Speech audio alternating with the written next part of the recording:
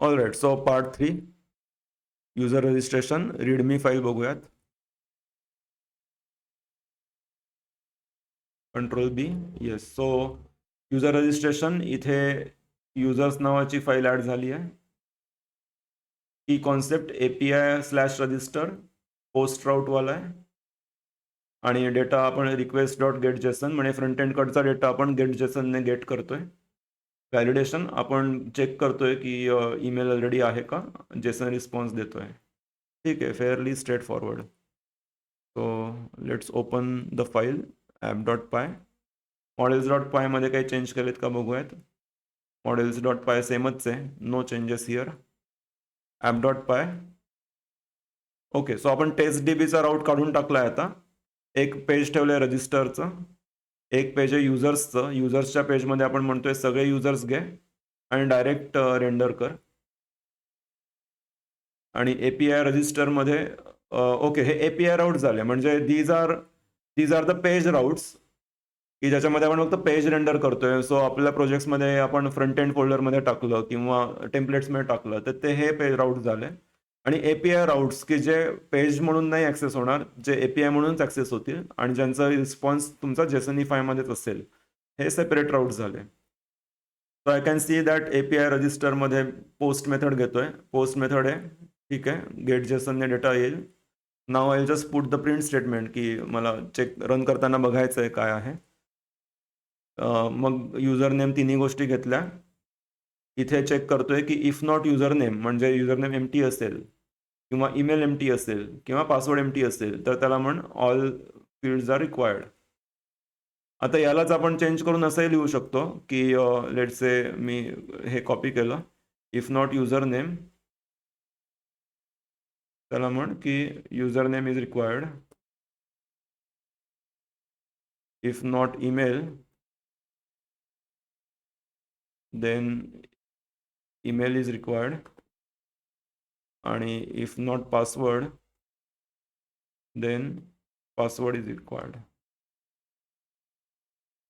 असं पण चालेल, जे अजून स्पेसिफिक झालं. आणि हे आपल्या हातामध्ये की किती खोलात जायचं वगैरे. So that is user choice, developer choice.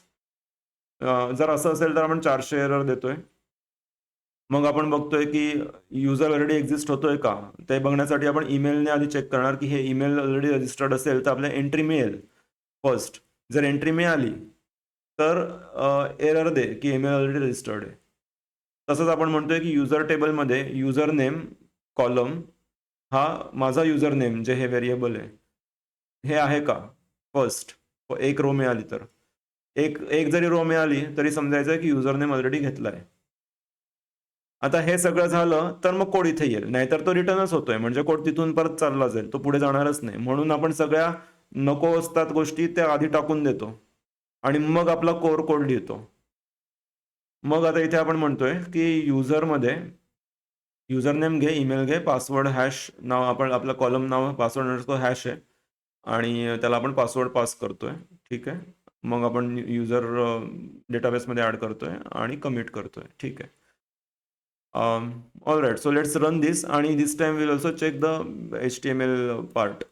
Okay, user hash आपण पुढच्या चॅप्टरमध्ये बघूयात काय आहे. सो पायथन पार्ट 3 app.py आणि होमवर जाऊ. So what's new in this. ठीक आहे, रजिस्ट्रेशन फॉर्म हे फक्त आपल्या एक्स्ट्रा इन्फॉर्मेशनसाठी इथे ॲड केलेले आहेत आम्ही. Save to user details. Okay, register new user.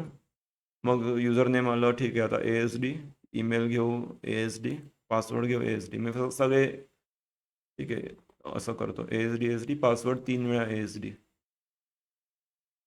Okay, so तो म्हणतोय ईमेल असा रिक्वायर्ड आहे. आता हे का असेल, कारण आपण फ्रंट एंडमध्ये त्याला ईमेल टाकलं असेल. सो मी इथे म्हणतो ASD@asd.com. ठीक आहे, रजिस्ट्रेशन सक्सेसफुल. आणि जर मी होमवर आलो तर इथे व्ह्यू युजर्स आहे. युजर्सवर आलो तर आधीच आपल्याला दिसतोय आणि आत्ताचा दिसतोय आपल्याला. आणि इथे आपल्याला दिसतंय की पासवर्ड दिसतोय आपल्याला. आणि we should never store password in plain text, कारण डेव्हलपर्सला पण ॲक्सेस मिळतो आणि तो हॅक झाला तर कोणाला पण ॲक्सेस मिळेल. सो जर आता आपण डेटाबेस ओपन केला, Ctrl+Shift+P ओपन डेटाबेस, इन्स्टन्समध्ये to do, SQLite open, to do right click, sorry to do मोठं करू आणि युजर्सवर जाऊ आणि शो टेबल, कंट्रोल जे. इथे आपल्याला टेबल दिसतोय. तो कोणाला डेटाबेसचा ॲक्सेस मिळाला त्याला डायरेक्ट पासवर्ड काय आहे तो कळेल. डेव्हलपर्सला ॲक्सेस असतो त्या डेव्हलपरला पण पासवर्ड कळेल. तर it's a security biggest security flaw I would say. आणि आपण बघितलं इज ॲडमिन बाय डिफॉल्ट आपण फॉल्स ठेवलेला मॉडेल्समध्ये. So we can see that की is admin is default false, त्याच्यामुळे तो 0 दिसतोय. ठीक आहे. मग एकदा आपण टेम्पलेट्समध्ये चेक करूयात की रजिस्टरमध्ये मी काय केलं एक्झॅक्टली की जेणेकरून तो डेटा गेलाय. तो इथे now you can also look at my thinking process. So मी डायरेक्ट आधी इकडे आलो आणि इथे म्हणतोय रजिस्टर फॉर्म. तो मला लक्षात येतं की इथे कुठेतरी असेल रजिस्टर फॉर्म. सो आपल्याला रजिस्टर फॉर्म आहे इथे. तो आपण काय म्हणतोय की याच्यावर इव्हेंट लिस्नर टाक सबमिट नावाचा, म्हणजे ज्याला टाईप सबमिट आहे. आणि त्या इव्हेंट लिस्नरवर जो तो क्लिक झाला सबमिट इव्हेंट, तर हे फंक्शन कॉल करा. Everything is this entire thing is one function. So I can also write this like this. So इथे मी हे कट केलं आणि इथे म्हटलं की कॉल दिस आणि इथे फंक्शन कॉल दिस.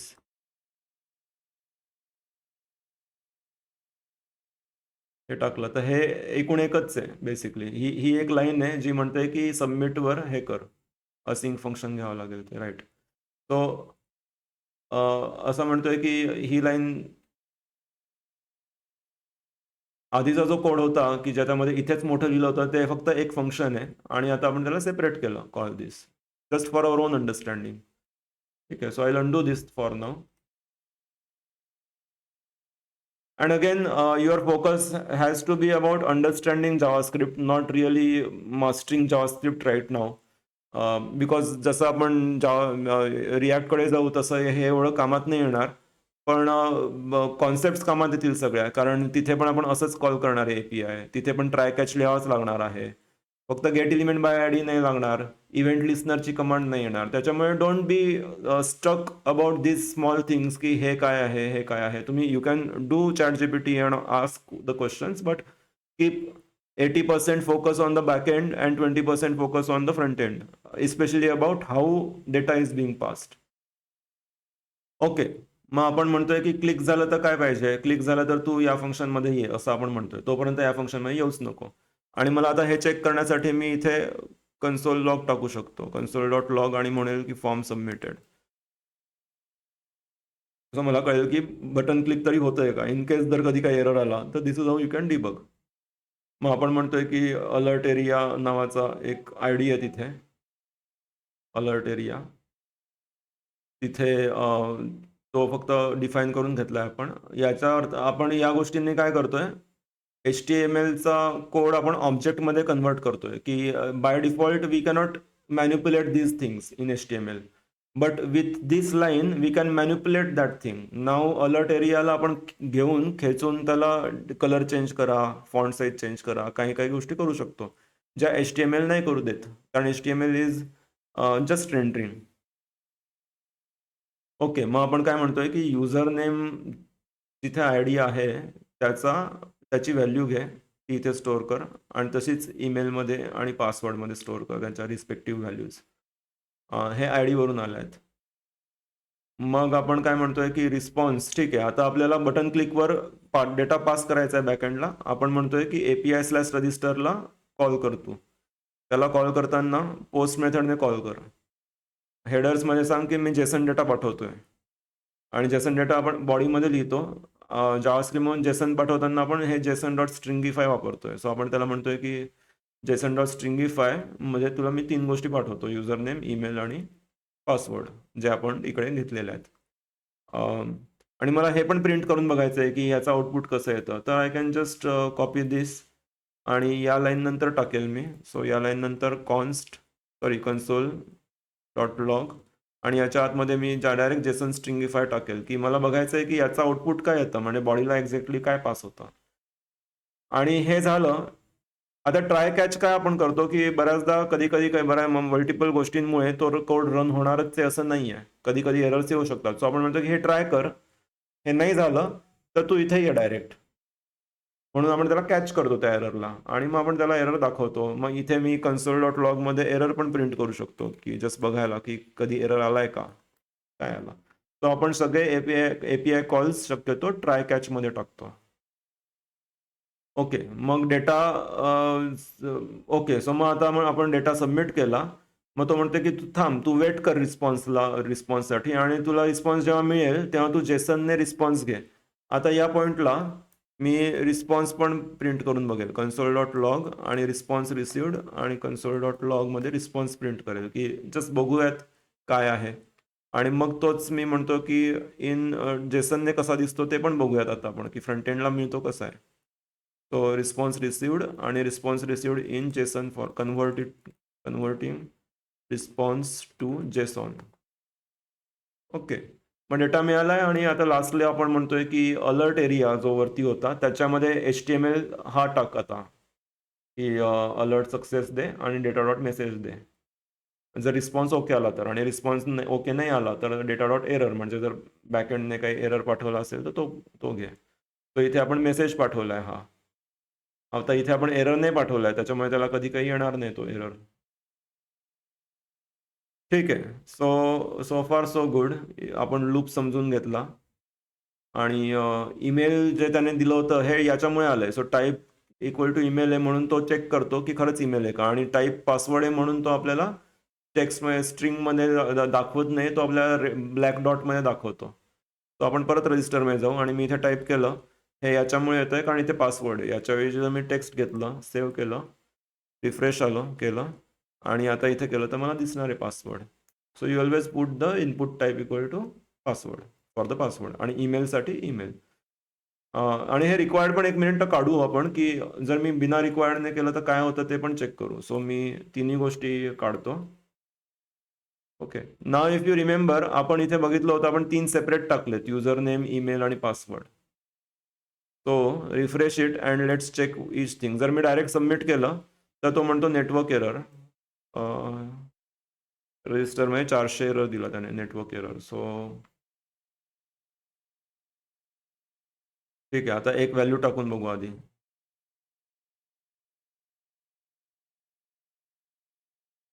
ओके. सो नेटवर्क एरर एकदा चेक करण्यासाठी कन्सोल लॉग बघूयात आपण आणि हे बंद करू आणि आता परत सबमिट करू. सबमिट केल्यावर तो म्हणतोय so form submitted, user name, form submitted हे आलं आपलं. So form submitted. याच्यानंतरचा कन्सोल लॉग स्ट्रिंगीफायमध्ये आपण घेतलं होतं युजर नेम, ईमेल, पासवर्ड. तर त्याने युजर नेम, ईमेल आणि पासवर्ड तर त्याने की व्हॅल्यू पेअरमध्ये दिलंय स्वतः बरोबर गोष्टी. मग रजिस्टरमध्ये तो बॅड रिक्वेस्ट म्हणतोय. तो इथे आपल्याला कळतंय की एपीआय स्लॅश रजिस्टरमध्ये बॅड रिक्वेस्ट म्हणतोय रजिस्टर नावाच्या URL वर 68 नंबरची लाईन. 68 आपली ही झाली एपीआय स्लॅश रजिस्टर फ्रंट एंडची. फ्रंट एंडला बॅक एंड काय कळत नाही म्हणून या सगळ्या लाईन नंबर ज्या आहेत त्या फ्रंट एंडच्या फाईलच्या आहेत. तो 68 ही रजिस्टर नावाच्या 68 वर एरर आहे विच इज दिस, की तो म्हणतो इथे एरर आहे. बरं, मग आता इथे एरर याचा अर्थ तो इथे येतोय आणि प्रिंट डेटा मिळतोय का आपल्याला, तर प्रिंट डेटा मिळतोय. ठीक आहे. आणि प्रिंट डेटा नंतर युजर नेम त्याने गेट केला आणि त्याला एरर आला इथे याच्यामुळे कारण आपण direct data dot gate email करतोय म्हणून एरर आला असेल. तर इफ नॉट डेटा त्याने हा एररने थ्रो केलाय आपल्याला. So it means that error is here. So मला आता I can do something like this, की मी त्याला इथे नन म्हणू शकतो, की नसेल तर नन कर. Let just check once. Okay and submit again.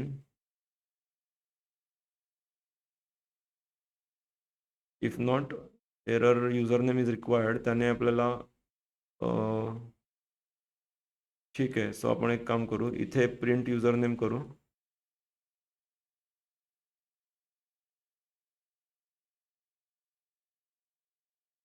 Email कोणत्या लाईनला एरर येतोय ते बघायचं आहे आपल्याला एक्झॅक्टली. पासवर्ड कंट्रोल जे सबमिट.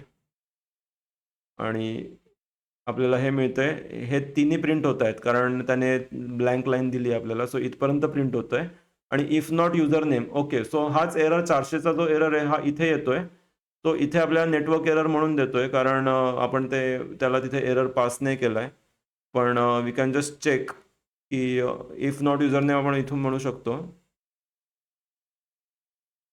की आपल्याला आता हा एरर फ्रंट एंडला दाखवायचा आहे सपोज. तो हा एरर इथे मी जर दिला होता, print user name is missing, याला इथे म्हणतो print email is missing, print password is missing. Okay, आता आपल्याला क्लिअरली चेक कळेल. तो ईमेल इज मिसिंग मध्ये येतो तो. तर याचा अर्थ तो इथे आलाय ईमेल इज मिसिंग मध्ये.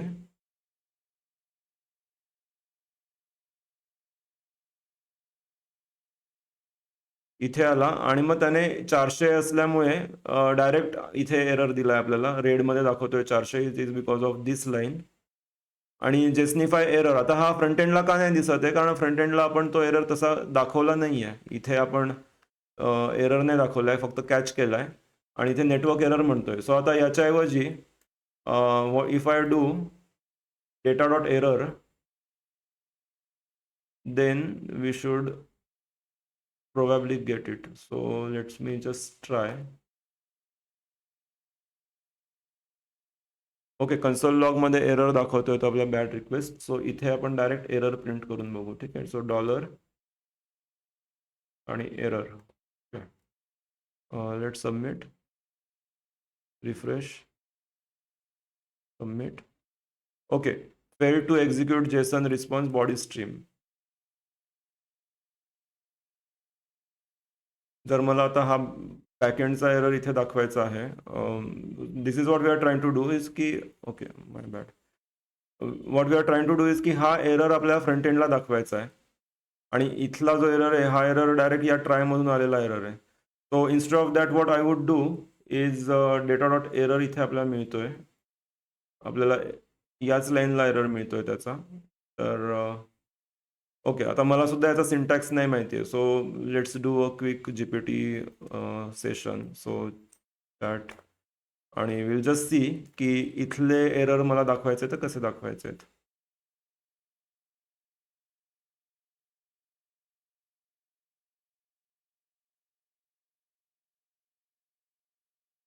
I want to show the error of email or username in front end, where to make what changes. So you can see की मी फक्त स्पेसिफिक कोड दिला. I did not give the complete code. जेवढा लागतोय तेवढाच code दिला. आणि big bug first, you are calling response dot JSON twice, console response dot JSON consumes response body. After that this line fails. Result data is undefined. Okay okay okay, remove this line. तो म्हणतोय console dot log remove करा आणि मग तो दिसेल तुम्हाला. All right, I will explain what it is saying. आपण इथे आपल्याला एरर येतोय बरोबर, आणि आपण त्याला डायरेक्ट रिस्पॉन्स दाखवतोय. पण रिस्पॉन्स नंतर आपण जेसन पण प्रिंट करतोय जे येणारच नाही. तर फ्रंट एंडच्या साईडने खरा एरर आपल्याला इथे मिळतोय. सो तो काय म्हणतोय की इथेच हे द्या, कमेंट द्या. सो ही मी लाईन काढून घेतो आणि मग त्याला डेटामध्ये काहीतरी मिळेल, डेटामध्ये पण एरर मिळेल, पण मग तो आता कॅचमध्ये जाईल, ॲज इन जायला पाहिजे. Let see. So let me refresh आणि बिना याने सबमिट करू. Yes, user name is required. आता तुम्हाला ट्राय कॅच पण लक्षात येईल. व्हॉट हॅपन्ड, आपल्याला इथे रिस्पॉन्स रिसिव्ड आला. So let's put this side by side. Okay, तो रिस्पॉन्स रिसिव्ड आला आपल्याला इथे मिळतोय, रिस्पॉन्स रिसिव्ड. त्यानंतर आपण म्हटलं की रिस्पॉन्स जो आला तो सरळ जसा तसा दाखव. त्याने आपला रिस्पॉन्स जसा तसा दाखवला. तो म्हणतोय की फॉल्स स्टेटस 400 आणि स्टेटस 400 बॅड रिक्वेस्ट म्हटलंय. आणि त्याच्यानंतर कन्व्हर्टिंग टू जेसन मध्ये गेला तर ते पण प्रिंट केलं त्याने. इथपर्यंत कोड आला, या डेटाच्या पुढे त्याने दिलं नाही. या डेटाच्या पुढे आपण प्रिंटही नाही केलं. Let's print once console dot log आणि let's submit this again. Response JSON. Okay, so आता आपल्याला जेसनचा रिस्पॉन्स मिळतोय डेटाचा. तो काय म्हणतोय, डेटाचा रिस्पॉन्स आहे युजर नेम इज रिक्वायर्ड. आणि हे आलं याच्यामुळे की रिटर्न जेसनिफायमध्ये आपण एरर डिफाईन केलाय. सो हा सगळाच डेटामध्ये आला, कारण हा सगळाच रिस्पॉन्स झाला त्याच्यासाठी. So this entire thing data is that JSONify. आणि मग आपण त्याच्यामधून इथे दाखवले डेटा डॉट एरर. तो आपण म्हणतोय रिस्पॉन्स डॉट ओके असेल म्हणजे 200 असेल तर हे दाखव, पण नसेल 200 सोडून काही पण दुसरं असेल तर हे दाखव, which is data dot error. Okay, so this is how we have to kind of debug and look and understand. Like you also saw कि I wasn't clear about कुठे होता. I got that help, but then I cleared my own concept while explaining this की गोष्टी कशा होत आहेत पुढे. Okay, so now let's try all 3 cases. So मी आता ASD टाकतो. आपण तिन्ही केसेस चेक करू. ईमेल इज मिसिंग बघू आता. तो ईमेल इज मिसिंग कारण कोड इथे पास झाला, इकडे आला, इथे मिसिंग मिळते त्याला इफ नॉट ईमेल, आणि इथे पण आपल्याला मिळत असेल ईमेल इज मिसिंग. मग आता ईमेल टाकू आणि सबमिट म्हणू. टाईप ईमेल आहे, सो ASD.ASD सबमिट. आता म्हणतोय password is required, so password is missing right. So password टाकू परत ASD रजिस्टर. आता म्हणतो युजर नेम ऑलरेडी टेकन, कारण आपण ऑलरेडी युजर नेम केलं होतं. तर तो आला या लाईनमध्ये. मग मी इथे डबल डी देतो, रजिस्टर. आता सक्सेसफुल झालं. And then let's view user. तो नवीन युजर झाला आहे. So a quick recap what we saw. आपण बघितलं की आपण पेजेसचे राऊट्स लिहिलेत, ज्याच्याने फक्त UI पेज रेंडर होत आहेत. आपण एक API कॉल लिहिलाय जो रजिस्ट्रेशनसाठी लिसनिंग करतोय, प्रत्येक वेळी ऐकत राहतोय. पोस्ट मेथडनेच ऐकतोय तो. त्याच्याकडे डेटा आला की तो डायरेक्ट डेटा जेसनने कन्वर्ट करतो. आधी तो बघतो की ईमेल युजर नेम तिन्ही गोष्टी आहेत का. नसतील तर तो सांगतो, त्याला रिस्पेक्टिव्ह एरर देतो. आणि मग तो ईमेल चेक करतो की ईमेल रजिस्टर्ड आहे का ऑलरेडी सेम. मग तो बघतो युजर आहे का, आणि मग सगळं नसेल तर तो युजर डेटा युजर टेबलमध्ये सेव्ह करतोय. आणि फ्रंट एंडला आपण बघितलं की बटन क्लिकवर आपण फॉर्म रजिस्टर फॉर्मवर बटन क्लिकवर ऐकतोय कंटिन्युअसली की कोणी क्लिक करतंय का मला. तो कंटिन्युअसली ऐकत राहतोय, आणि कोणी क्लिक केलं की हा कोड रन कर. हा कोड काय करतो, युजर नेम HTMLचा जो युजर नेम इनपुट बॉक्स आहे त्याच्यामधली व्हॅल्यू, ईमेलमधली व्हॅल्यू, तिन्ही व्हॅल्यूज घेतो. त्या व्हॅल्यूजला तो जेसन स्ट्रिंगिफाय थ्रू पास करतोय या राऊटला जो आपण लिहिलाय. आणि हा लगेच कॉल होणार, कारण आपण इथून ॲक्च्युली त्याला कॉल करतोय. आणि तिकडे तो ऐकत राहतोय, ॲप आपलं हे चालू आहे, त्याच्यामुळे तो कंटिन्युअसली ऐकतोय की कोणी मला कॉल करतंय का पोस्ट मेथडवर. कोणी केलं तर लगेच इथे हा कोड रन कर. मग ठीक आहे, कोड सक्सेसफुल झाला. कोड सक्सेसफुल झाला तर डेटामधला मेसेज प्रिंट कर. कोड सक्सेसफुल नाही झाला तर एरर प्रिंट कर, जो फ्रंट एंड बॅक एंड पाठवतोय तो. आणि इतर काहीतरी एरर्स आले तर ते कॅचमध्ये टाक. हा आपण हँडल केला आहे एरर स्वतःहून मॅन्युअली. आणि जर कोणताही दुसरा आला जो आपल्याला माहीतच नाही आहे तर तू सेपरेट तो हँडल कर direct. It could be network error, it could be multiple different types of errors. Yes, so आता आपण एंड टू एंड फ्लो बघितला. क्रडच फॉर्म आहे एका पद्धतीने, पण रजिस्ट्रेशनसाठी आहे. तर पुढच्या चॅप्टरमध्ये आपण लॉग इन बघूयात.